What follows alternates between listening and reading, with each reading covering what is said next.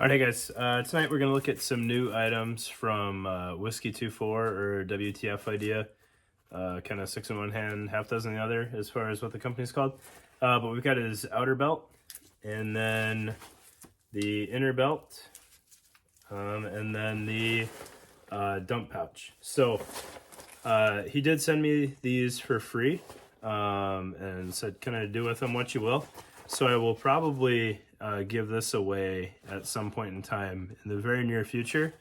I had a viewer actually hit me up asking about checking out his outer belt, ironically a couple days ago, and I've had this for a little while now. So I'll probably just send this his way since he happened to ask directly about it, and that'll save the hassle of doing a giveaway for that and hook somebody up that actually wanted it. But we've also got some plate carriers that we'll give away soon, so fret not, plenty of giveaways coming up soon. But let's put this stuff on the table and take a look at it.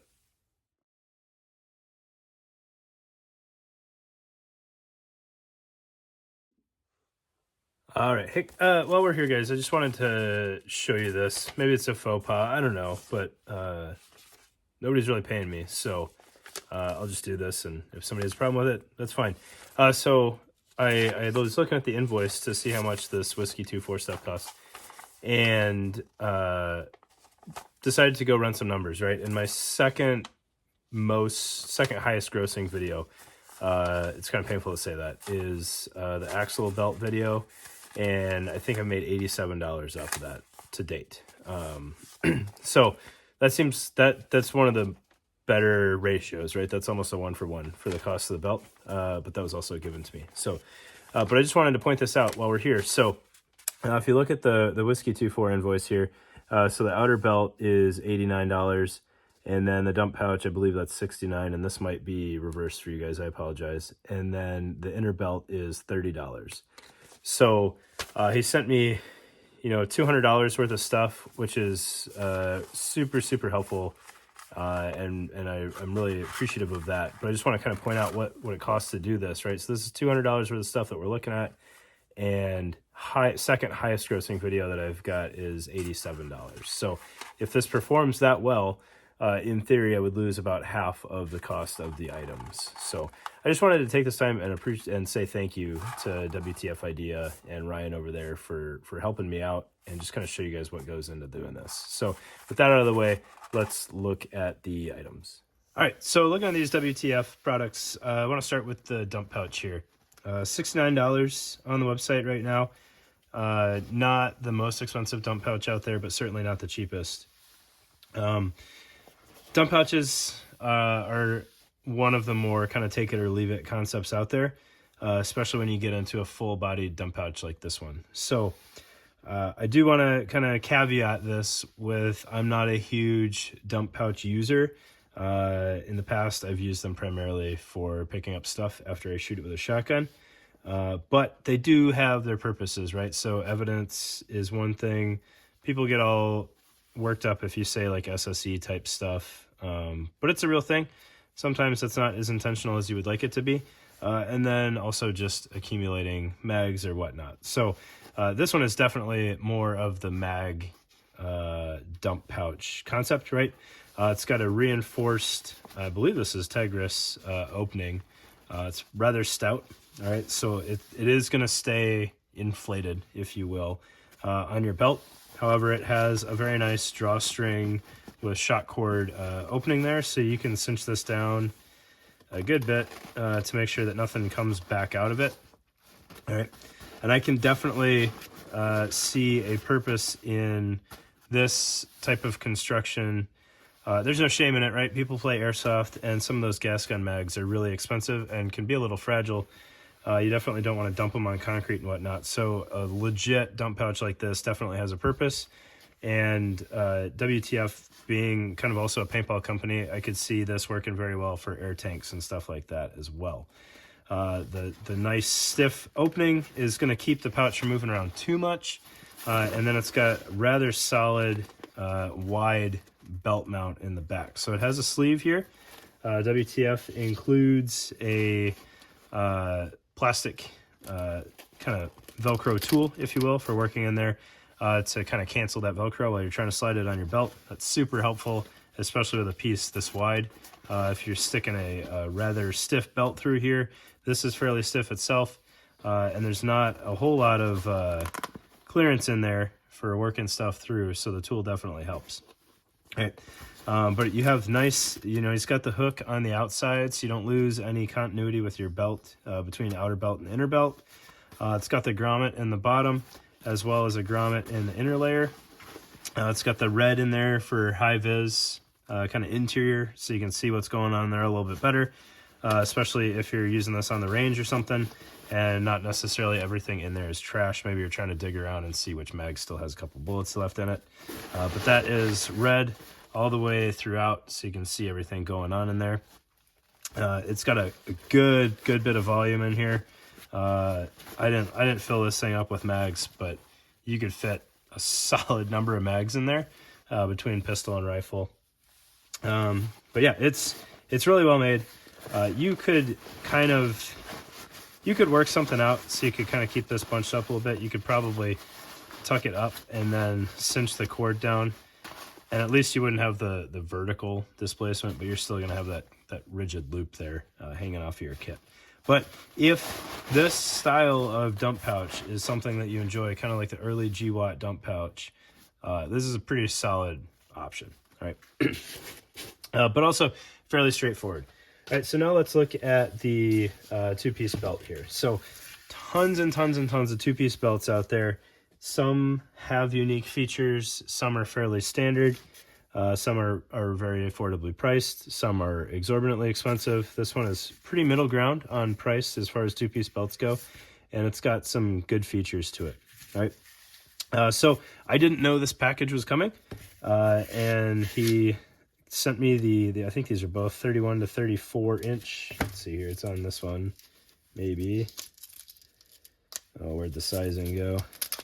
There you go, 31 to 35 inch sizing. So I will say, on this one, it's a little bit more subjective as to how you want to size things. On the outer belt, I would say size up one size based on what you think you're doing. So I wear 34-inch pants, and I have sized this for myself, and you can see there's a good bit of leftover webbing. And the inside, you don't run out of any Velcro if you're trying to shrink this. So I measured from where the Tegris terminates on each side with this thing flat, and it was 28 inches. So while, yes, it does fit me as a 34-inch waist, there's plenty of room to get bigger at the cost of Molle real estate. However, there's also plenty of room to get smaller and gain some real estate back. So I would definitely say order one size larger, and you should be good to go to maximize your Molle real estate without running out of adjustment. But we'll look at this a little bit more in just a minute. So the inner belt is it's a unique design in that it is not full thickness. So it's going to make a more comfortable trouser belt. Additionally, it has this 1-inch portion, which you could center and have that in the front. If you wanted to use this for concealed carry, you could offset it so that you have a larger chunk of belt right up front.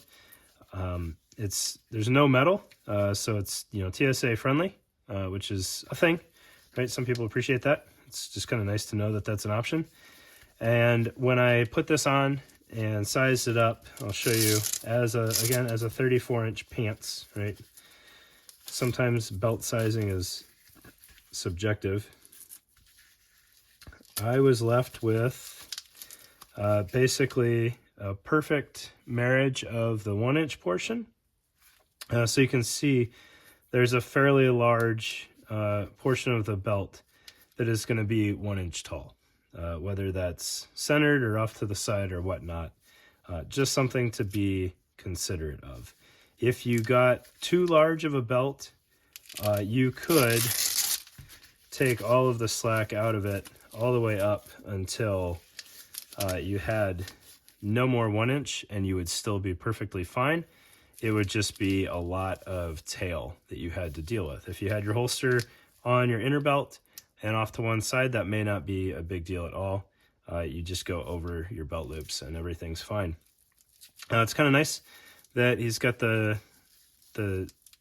little tab here, so you can easily open the belt. You don't have to like worry about your Velcro completely marrying and having to get that off.